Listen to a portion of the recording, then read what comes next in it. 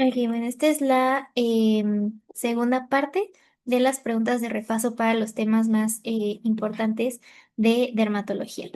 Entonces, primero la dermatitis seborreica. ¿Qué es la dermatitis seborreica y cómo se caracteriza? Es un trastorno inflamatorio de la piel que afecta a las zonas seborreicas de la piel. Se caracteriza por eritema, descamación, prurito y ardor. Entonces, ¿cuál es la epidemiología de la dermatitis seborreica? Es muy frecuente en los primeros meses de vida, se ven en la costra láctea de los bebés. Afecta entre el 2,3 y el 7% de la población adulta, temprana y adolescentes y entre los 40 a 60 años.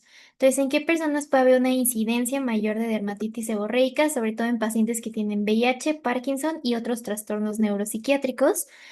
¿Cuál es la fisiopatogenia de la dermatitis seborreica? Aquí hay una participación de la secreción lipídica de las glándulas sebáceas, además de una colonización de especies de Malassezia, que es un hongo, productoras de lipasa. Entonces, es una reacción inflamatoria de la piel a un hongo saprófito.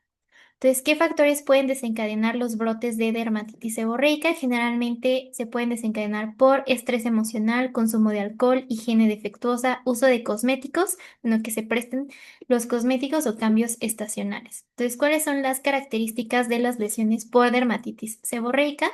Son placas eritematosas delimitadas de extensión variable y con descamación blanquecina o amarillenta de aspecto graso. Generalmente la describen como cuando raspas una vela, la cera que se desprende, se la comparan con la descamación de la dermatitis seborreica.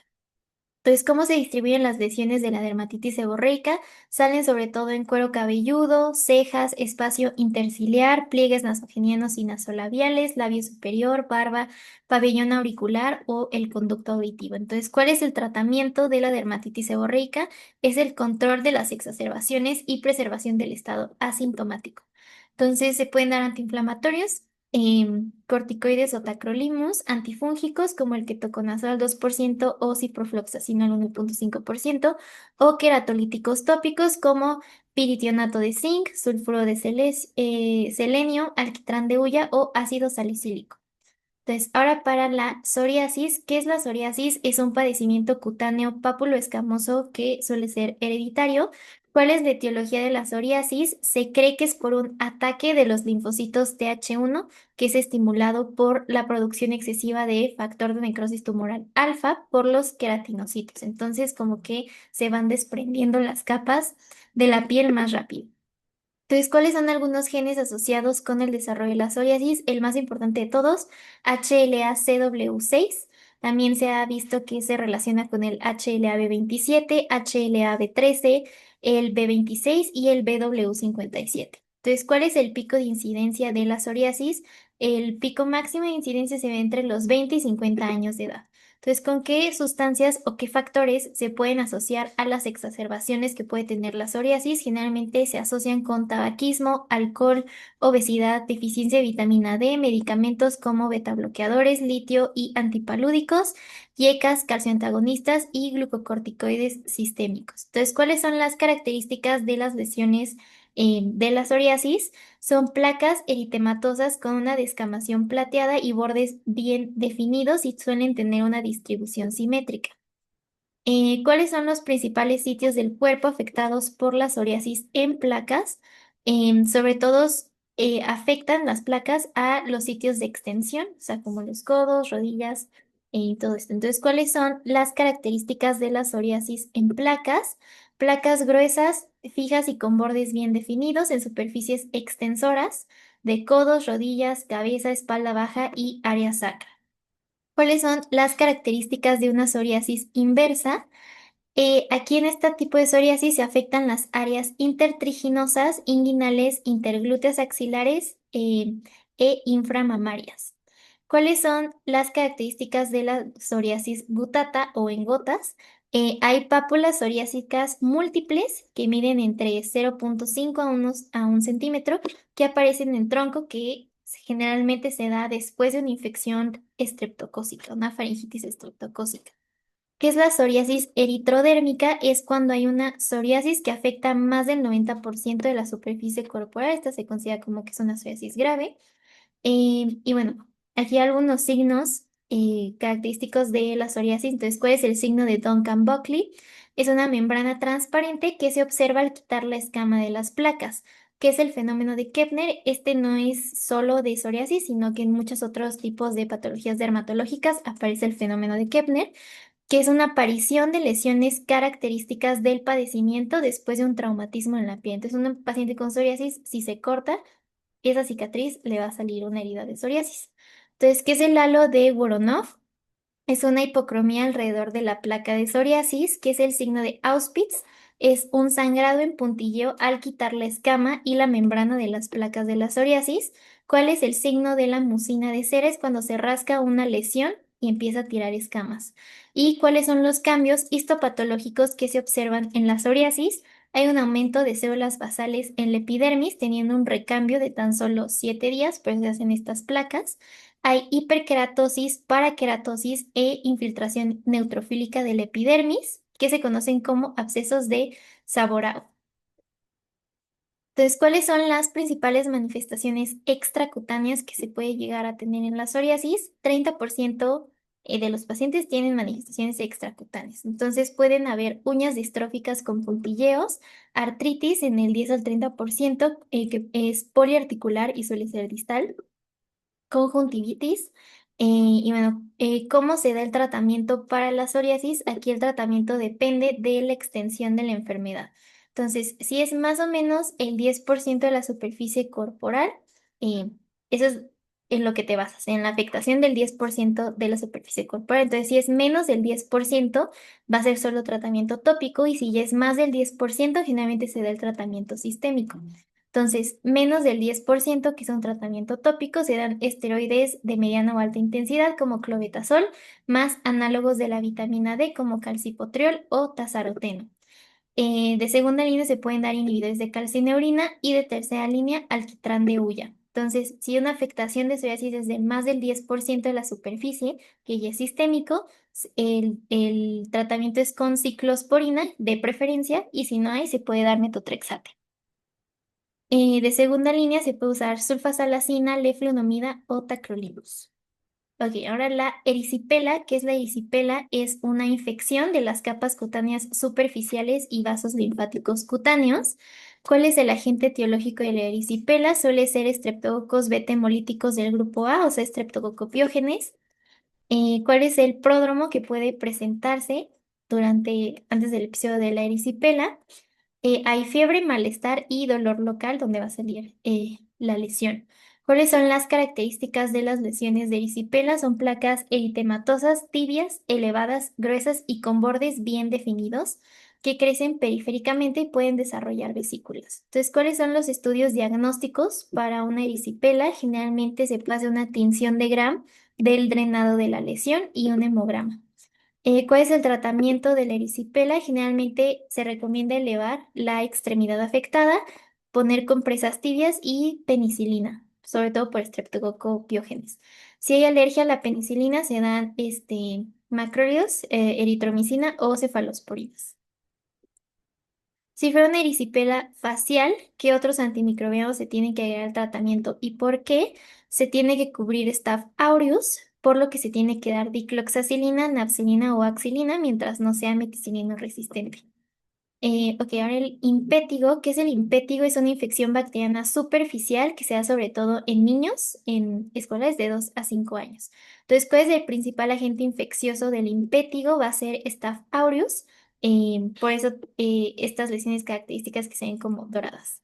¿Cómo son las lesiones primarias del impétigo no ampolloso? Son vesículas claras sobre una base eritematosa que suelen ser periorales con tendencia a coalescencia en placas. ¿Cómo son las lesiones primarias del impétigo ampolloso? Estas son bulas flácidas que miden de 1 a 3 centímetros, que están llenas de pus y generalmente pueden ser intertriginosas. ¿Cómo se hace el diagnóstico de impétigo? El diagnóstico suele ser clínico. ¿Y cuál es el tratamiento? Generalmente es la remoción de las costras con paños húmedos y aplicación de ungüentos de mupirocina o retapamulina. Bueno, en casos graves de impétigo, ¿cuál es el tratamiento? Suele ser ya dar antibióticos sistémicos como dicloxacilina, cefalexina, acitromicina. Ahora, la foliculitis, ¿qué es la foliculitis? Pues es una infección piógena del folículo piloso. Entonces, ¿cuál es el agente infeccioso principal de una foliculitis? Igual, Staph aureus. Generalmente Staph aureus, como vive naturalmente en la piel, pues es el causante de estas infecciones dermatológicas. ¿Cómo se caracterizan las lesiones de la foliculitis? Son pústulas con un halo eritematoso y un folículo piloso, o sea, un pelo en el centro, que tienden a confluir, que están ubicadas en áreas de vello grueso y causan prurito y dolor. Entonces, ¿cómo se hace el diagnóstico de la foliculitis? Este sigue siendo igual un diagnóstico clínico. ¿Cómo se puede prevenir la foliculitis? Pues es prevención de la irritación química o física de la piel y rasurado con navajas limpias. Entonces, ¿cuál es la principal complicación de la foliculitis? Es que puede generar cicatrización queloide.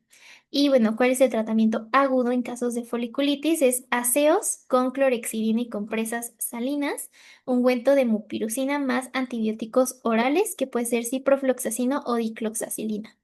Entonces, ahora la furunculosis y el carbunco. Entonces, ¿qué es la furunculosis y el carbunco? Ambas son infecciones de la unidad pilosebácea por estafilococos. Y la furunculosis es la infección de solo una unidad pilosebácea, el carbunco es que sean dos o más unidades pilosebáceas. Entonces, ¿cómo se caracterizan las lesiones de la furunculosis? Es un nódulo firme, eritematoso de 1 centímetro de diámetro y crece por varios días. Entonces, se ubican en nalgas, axilas, ingles, cara y cuello. ¿En cuánto tiempo se puede resolver solo el cuadro de una furunculosis? Puede sanar en 1 o 2 semanas. ¿Cuál es una secuela que puede generar la furunculosis? Es que puede dejar una cicatriz deprimida en forma de platillo justo donde estuvo la infección. ¿Qué es el carbunco? Esta es la infección de dos o más unidades pilosebáceas adyacentes, acompañada de malestar, escalofríos y fiebre durante la fase activa. Entonces, ¿cuál es el tratamiento de los pacientes? Em, que ellos mismos pueden hacer para la furunculosis puede ser autotratado con compresas tibias para que se acelere la formación de la cúpula y pues se drene el absceso. Entonces, ¿cuál es el principal manejo médico que se puede dar en casos de furunculosis y carbunco? Va a ser la incisión y drenaje del absceso. Además, el antibiótico solo sirve cuando apenas aparecen las lesiones y en los primeros síntomas. Entonces, lo más importante es drenar los abscesos. Entonces, en la hidradenitis supurativa, ¿qué es la hidradenitis supurativa? También se conoce como acnea inverso, que es una enfermedad crónica supurativa y cicatrizante de la piel y el tejido subcutáneo, sobre todo de las axilas y la región anogenital e inframamaria. ¿Cuál es el pico de incidencia de la hidradenitis supurativa? Se da sobre todo entre la segunda y tercera década de la vida. ¿Cuál es la evolución de las lesiones de la hidradenitis supurativa? Primero hay una hiperkeratosis folicular y formación de comedones. Luego ocurre la ruptura del infundíbulo folicular con inflamación de la dermis circundante. Se forma un infiltrado granulomatoso causando abscesos grandes y dolorosos y apocrinitis. Y bueno, ¿cuál es la característica distintiva de una hidradenitis supurativa? Es el comedón doble, que es un comedón con dos o más aperturas que se comunican entre sí por debajo de la piel. Entonces se ven como los ositos, pero se comunican por debajo. ¿Cómo suele ser la progresión de la hidradenitis supurativa? Pues una vez que la enfermedad aparece, suele ser progresiva y autoperpetuadora. O sea, generalmente ya es una persona que siempre va a tener hidradenitis supurativa. Entonces, ¿cuáles son las consecuencias de la cicatrización de la hidradenitis supurativa? Pues el proceso de cicatrización suele alterar la dermis permanentemente. ¿Cuál es el manejo principal en casos de hidradenitis supurativa? Se recomienda la tretinoína tópica que evita la obstrucción ductal más pérdida ponderal y cese del hábito tabáquico. Entonces es muy importante cambiar los hábitos de los pacientes porque justo el tabaquismo, eh, la obesidad y todos estos factores perpetúan la hidradenitis supurativa. Entonces, ¿cómo se tratan los quistes de la hidradenitis? Se tratan con incisión y drenaje. ¿Cuál es el pilar del tratamiento de la hidradenitis supurativa? Lo más importante van a ser los antibióticos orales, ya sean tetraciclina, eritromicina, doxiciclina, etcétera. Además de que todas las lesiones deben ser cultivadas. Ahora pasando al ectima gangrenoso. ¿Qué es el ectima gangrenoso? Es una manifestación cutánea que es rara pero es patognomónica de una septicemia por Pseudomonas aeruginosa. Entonces, ¿quiénes son más susceptibles a padecer el eczema gangrenoso? Sobre todo los pacientes inmunocomprometidos, sobre todo los neutropénicos. ¿Cuál es la mortalidad del eczema gangrenoso? Sobre todo en cuadros de septicemia, tiene una mortalidad alta. En formas sin bacteriemia, solo tiene una mortalidad del 15%, que tampoco es poca. ¿Cuál es el mecanismo patogénico del eczema gangrenoso? Hay una vasculitis por presencia del bacilo en las paredes vasculares, por lo que hay una acción de complejos inmunes circulantes más el efecto de las exotoxinas bacterianas. Entonces, ¿cuál es la evolución de las lesiones del eczema gangrenoso? Las lesiones son úlceras múltiples, no continuas o úlceras solitarias, que comienzan como máculas rojo-purpúricas aisladas que se vuelven vesiculares e induradas y bulosas pustulares. La lesión se denuda para formar una úlcera gangrenosa con escara que se ve negro-grisácea y un halo eritematoso. ¿Cuáles son las localizaciones donde más se encuentran las lesiones por el eczema gangrenoso? Sobre todo en la región glútea y perineal en un 57%, en las extremidades, en tronco y cara, y en realidad pueden estar en cualquier lugar, pero lo más común es que sea en la región glútea y perineal. ¿Cuál es el tratamiento del eczema gangrenoso? El tratamiento de la forma septicémica es biopsia cutánea profunda de 4 a 5 milímetros, obtención de espécimen de biopsia para cultivo, aspiración con aguja para tinción de Gram, hemocultivos, antibióticos sistémicos después de tomar las muestras y la debridación de las heridas. El tratamiento de la enfermedad no septicémica es solo aplicación tópica de nitrato de plata, compresas húmedas con ácido acético o sulfasalacina de plata. Ok, entonces ahora para el tema de las micosis superficiales. ¿Qué son las micosis superficiales? Pues son infecciones por diferentes hongos que se localizan en la capa más externa de las mucosas, la piel y los anexos. Entonces, ¿cuáles son las características de la tiña del cuerpo? Se da sobre todo en climas tropicales húmedos calientes. El hongo más común para las tiñas corporales va a ser Trichophytum rubrum en el 47% de los casos, y se caracterizan por una placa eritematosa y escamosas redondeadas con bordes activos que también se llaman lesiones circinadas. ¿Cuáles son las características de la tiña de la cabeza? Es causada por Trichophytum tonjurans. Es la dermatofitosis más común en niños. Hay alopecia, pústulas, costras y placas erimatoescamosas. ¿Cómo se caracteriza la onicomicosis? Aquí en la onicomicosis hay eh, paqui- paquionychia, estrías, fragilidad, cambio de color, onicólisis e hiperkeratosis subungual. ¿Y cómo se caracteriza la tiña de la ingle? Son placas eritematoescamosas muy pruriginosas en la zona de las ingles, que generalmente estas son causadas por una diseminación del hongo desde los pies al ponerse la ropa interior. ¿Cuál es el tratamiento de la tiña de la cabeza? Generalmente es terbinafina vía oral y el itraconazol se puede usar como alternativa. ¿Cuál es el tratamiento de la tiña del cuerpo, ingle y pie? Igual puede ser tópico con terbinafina o se puede usar miconazol o ketoconazol como alternativas. ¿Cuál es el tratamiento de la onicomicosis? También es sistémico con terbinafina. Y ahora pasando a la pitiriasis rosada. ¿Qué es la pitiriasis rosada? Es una erupción cutánea autolimitada de etiología desconocida, pero una teoría es que se cree que se puede ser causado por una infección por el virus herpes tipo 6. ¿Cuál es la incidencia de la pitiriasis rosada? Se da a una edad de 10 a 35 años, tiene una mayor incidencia en otoño o primavera. ¿Cómo suele ser la evolución de las lesiones de la pitiriasis rosada? Lo primero que aparece es el parche o el medallón heráldico, que mide alrededor de 3 a 6 centímetros con forma circular u oval y precede a la erupción clásica por 1 a 2 semanas. Entonces, primero aparece el parche heráldico y 1 a 2 semanas después aparecen todas las demás lesiones. Las lesiones de la fase eruptiva suelen encontrarse en el área abdominal baja con coloración asalmonada en piel clara, pero con hiperpigmentación en piel oscura. Las lesiones miden de 4 a 5 milímetros con un centro con apariencia de papel de cigarrillo y un borde con anillo escamoso. ¿Cuál es el síntoma más común de la pitiriasis rosada? El prurito es el síntoma más común. ¿Y cómo se establece el diagnóstico? Suele ser solo clínico. ¿Cuál es el tratamiento? Generalmente suele resolverse solo en un lapso de 4 a 8 semanas, pero se ha visto que la exposición solar puede servir en la primera semana para reducir la severidad. Y para el prurito se puede dar loción de calamina o antihistamínicos o prednisona. Oye, para el tema de la pitiriasis versicolor, ¿qué es la pitiriasis versicolor? Es una micosis superficial producida por Malassezia furfur, que también se conoce como tiña versicolor. Es básicamente asintomática.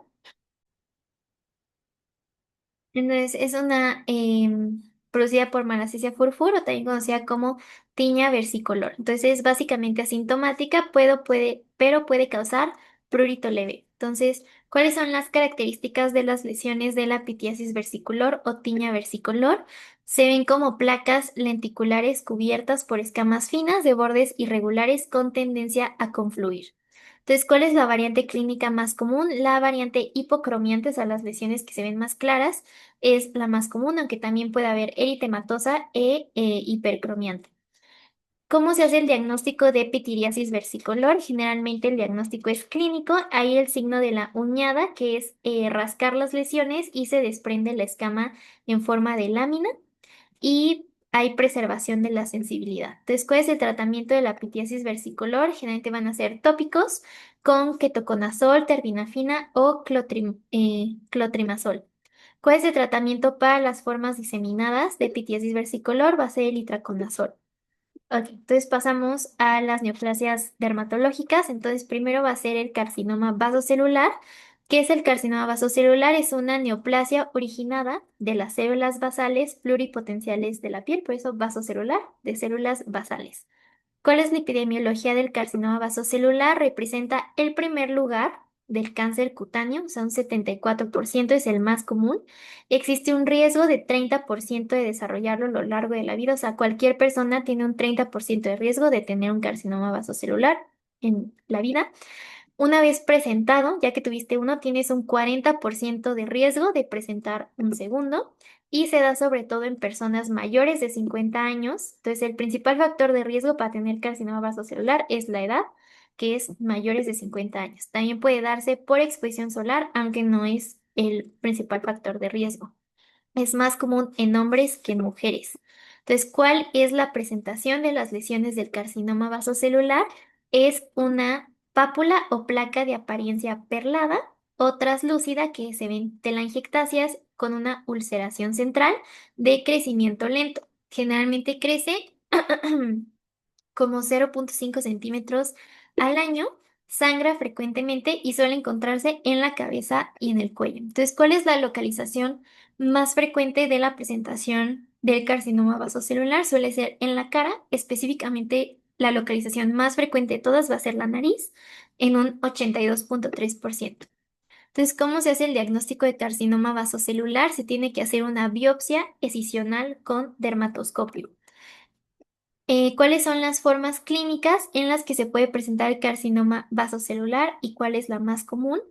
Está la presentación nodular, que esta es la más común de todas, que es un nódulo pequeño de apariencia encerada con una depresión central, bordes perlados, telangiectasias y al estirar la piel tiene una apariencia gris translúcida.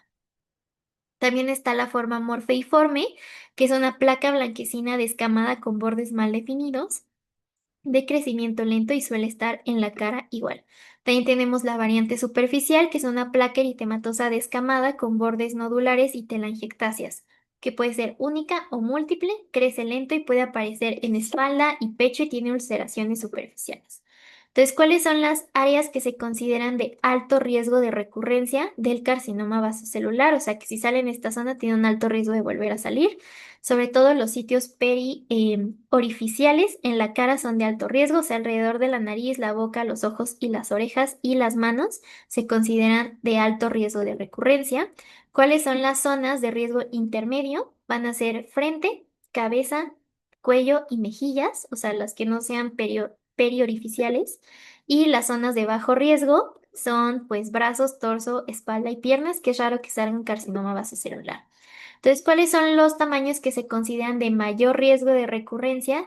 Sobre todo los que sean de menos de 2 centímetros en topografía de bajo riesgo, los menores de 1 centímetro en topografía de riesgo intermedio o alto, y cuáles son las características histopatológicas del carcinoma vasocelular. Eso es muy importante porque se ve visualización de células basaloides con empalizada periférica. Eso es característico del carcinoma vasocelular, células basaloides con empalizada periférica. ¿Cuál es el tratamiento de elección de carcinoma vasocelular? Cuando hay riesgo alto, o sea, en estas localizaciones o por los tamaños, se prefiere la cirugía de Mohs o cuando la lesión está en la cara. La resección quirúrgica tiene que ser con márgenes libres de 3 a 5 milímetros si es riesgo bajo y de 10 milímetros si es en riesgo alto. Si no se puede la resección quirúrgica, se puede dar radioterapia, que es de alto riesgo, o se puede dar imiquimod, 5-fluoruracilo, terapia fotodinámica y crioterapia con o sin curetaje. Entonces, ¿cada cuánto se tiene que hacer el seguimiento de los pacientes que presentan un carcinoma vasocelular? Se hace a los 3, a los 6 y 12 meses, y luego cada año hasta cumplir los 5 años después de haber presentado el carcinoma vasocelular. Y entonces pasamos al carcinoma espinocelular. Entonces, esta es una neoplasia de los queratinocitos epidérmicos, sea en la capa espinosa, por eso espinocelular. ¿Cuáles pueden ser las lesiones precursoras o premalignas antes de desarrollar carcinoma espinocelular? Generalmente muchos derivan de las queratosis actínicas, que son las lesiones precursoras del carcinoma espinocelular. ¿Cuál es la epidemiología del carcinoma espinocelular? Es la segunda neoplasia cutánea más común en México, representa el 14%, entonces principalmente el carcinoma vasocelular y en segundo lugar el espinocelular. Entonces, ¿cuáles son las características de las lesiones de un carcinoma espinocelular? Este es una pápula o nódulo hiperqueratósico con descamación que puede ser asintomático, pruriginoso o doloroso. Entonces, ¿dónde suele aparecer el carcinoma espinocelular? Sobre todo en áreas expuestas de inflamación, ulceración crónica o en pacientes que tuvieron radioterapia. Entonces, ¿cuáles son las localizaciones de alto riesgo de carcinoma espinocelular? Puede ser el labio inferior, orejas, dedos, piel cabelluda y pene. ¿Qué es la enfermedad de Bowen? Es un carcinoma intraepidérmico o in situ, que es una placa bien delimitada, eritematosa y descamada. Entonces, la enfermedad de Bowen es el carcinoma espinocelular, pero in situ. Y luego, ¿qué es la eritroplasia de Keirat? Es una forma in situ del carcinoma espinocelular, pero en pene o vulva. Entonces, Bowen es el carcinoma in situ y Keirat es el carcinoma in situ, pero en pene o vulva. ¿Cuál es el hallazgo histológico característico del carcinoma espinocelular? Hay perlas de queratoyalina, que son el hallazgo característico. ¿Cómo se establece el tratamiento del carcinoma espinocelular? Si es una localización de riesgo bajo, puede ser crioterapia o electrocauterización. Y si es una localización de riesgo alto, puede ser escisión quirúrgica o cirugía micrográfica de Mohs. Si son pacientes ancianos con lesiones grandes, se prefiere dar radioterapia. Ahora para el melanoma, que es el último tema de dermatología. ¿Qué es el melanoma? Es un tumor maligno desarrollado a partir de los melanocitos, que al principio tiene un crecimiento lento, por lo que es curable si se detecta a tiempo. Entonces, ¿cuál es la epidemiología? Es la tercera neoplasia cutánea más común en México, representa el 3%. Entonces, ¿cuáles son los factores de riesgo para presentar melanoma? El principal factor de riesgo va a ser sí o sí exposición a luz solar, o sea, rayos ultravioleta, ya sean naturales o artificiales. También puede ser un factor de riesgo tener más de 65 años, Fitzpatrick 1 y 2, que son los de pieles más claras, nevo de más de 20 centímetros o tener más de 100 nevos comunes. Esos son los factores de riesgo. Y tener más de 5 nevos displásicos, haber recibido radioterapia anteriormente y 2 o más familiares de primer grado con melanoma o que un paciente tenga psoriasis que haya sido tratada con más de 250 terapias de luz. Entonces, ¿cuáles son las características de las lesiones por el melanoma? Suele presentarse como un parche, pápula o nódulo pigmentado o no, asintomático, pruriginoso o sangrante que cumple con las anormalidades de la mnemotecnia ABCDE. Entonces, ¿cuál es la mnemotecnia ABCDE? Es A de asimetría, B de bordes irregulares, C de colores diferentes, o sea que tengan negro, café, gris, azul, D de diámetro de más de 6 milímetros, E de evolución, o sea si cambia, o crece rápido en 1 a 2 meses. Entonces, ¿cuáles son las presentaciones clínicas del melanoma y cuál es la presentación más común del melanoma en México? El melanoma nodular, al igual que el del carcinoma vasocelular, es el más común en México y representa el 15% del mundo, pero nodular es el melanoma más común en México. Tiene una fase de crecimiento horizontal corta. Es pápula o nódulo de color azul oscuro o negro con desarrollo rápido, historia de ulceración y sangrado, y se da sobre todo en tronco, cabeza y cuello en hombres. También tenemos el melanoma de diseminación superficial, que este es el más común en el resto del mundo. Tiene una fase de crecimiento horizontal corta, crecimiento vertical rápido y se da sobre todo en espalda en hombres y en las piernas en las mujeres.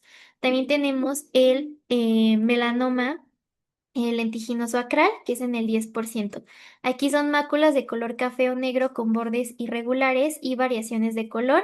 Sale sobre todo en palmas y plantas de individuos de piel oscura. No se relaciona con la exposición solar y aparece el signo de Hutchinson, que aquí es una lesión hipermelanocítica en el lecho unguial más afectación de la piel. ¿Para qué se utiliza la escala de profundidad de Breslow en el melanoma? Se utiliza para estimar el riesgo de depósito de metástasis del melanoma en el ganglio centinela. Entonces, se mide la cantidad de milímetros entre la capa de la granulosa del epidermis y el punto de invasión más profundo al que llegó. Si es de menos de 0.75 milímetros, tiene un 1% de riesgo de metástasis. Si es de 0.75 a 1.5 es 8% de riesgo de metástasis. Y si es de más de 1.5 a menos de 4 milímetros, 23% de riesgo. Y más de 4 milímetros es un 36% de riesgo. Entonces, ¿cuándo se deben referir los pacientes al segundo nivel de atención? Aquí en todos los pacientes, en caso de presentar nevos atípicos o de sospecha clínica de melanoma, se deben referir rápidamente en menos de 24 horas porque se considera una urgencia, ya que entre antes lo quites, se cura. Entonces, ¿cómo se confirma el diagnóstico de melanoma? Se tiene que hacer sí o sí una biopsia escisional con un margen de 1 a 3 milímetros y algo de grasa subcutánea. Entonces, si las lesiones son extensas, si es un melanoma acral o es un melanoma en la cara, sí se pueden hacer solo biopsias incisionales, pero hay que confirmar el diagnóstico. ¿Cuál es el tratamiento del melanoma? El tratamiento curativo va a ser una resección de borde amplio. Si no son candidatos a cirugía, se puede dar quimioterapia con dacarbazina. Y el tratamiento de la enfermedad metastásica se puede dar con nivolumab o pembrolizumab. ¿Y cuál es la supervivencia de 5 años del melanoma? En la enfermedad localizada puede ser más del 90%, pero en la enfermedad metastásica es menos del 10%. Y esas son todas las preguntas de repaso del tema de dermatología.